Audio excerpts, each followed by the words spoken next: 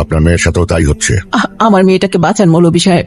আল্লাহর ইচ্ছে ছাড়া কিছু হয় না, কিন্তু চেষ্টা আমার থাকবে যাতে ওর পাশে কোনো অশরীরী আত্মা ঘেঁষতে না পারে।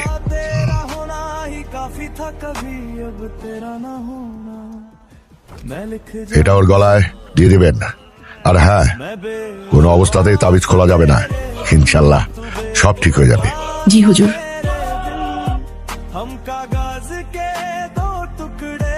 বিয়েতে যাতে কোনো সমস্যা না হয় এই জন্য মা। কিন্তু মা, আমার মনে হয় এখন আর এটা দরকার পড়বে না। আমি একজনকে ভালোবাসি, আমি তার সাথে তোমাদের দেখা করাতে চাই। তুই এসব নিয়ে ভাবিস না তো, তোর শরীরটা খারাপ, তুই রেস্ট নে। কেন, তোমরাই তো প্লিজ আলাদিন, তুমি একটাবার আমার সামনে আসো, একটাবার আমাকে দেখা দাও প্লিজ আলাদিন।